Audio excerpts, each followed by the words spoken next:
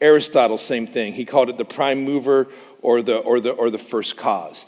And in fact, some of the things that we're going over tonight actually come from Aristotle before they even came from St. Thomas Aquinas. So we're going to talk a bit about the ways of God's existence. So Catechism of the Catholic Church, number 35. So this is very early on catechism stuff, right? Man's faculties, and I'm sorry if you prefer inclusive language. I don't. Especially these days, because we'd have to say him, her, he, she, ze, zem, zai, zu, and I'm just lost. So we'll just say man's existence for the sake of brevity. Can we all agree on that?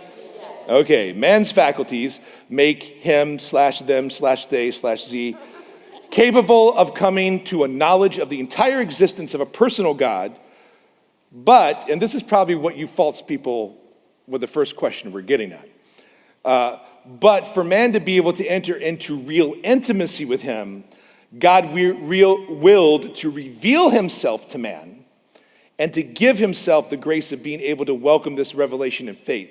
The proofs of God's existence can predispose one to faith and help one to see that faith is not opposed to reason. So a couple of things we'll get here. One is, once again here, you see very clearly laid out this relationship between faith and reason.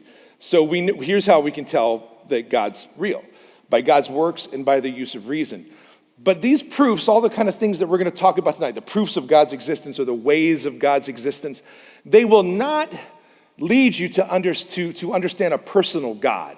They will not lead you into a relationship with God.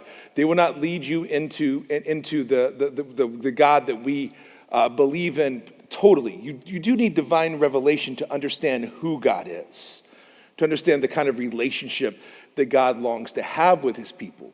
But you do not need divine revelation to understand that there is something outside of ourselves that's entirely reasonable.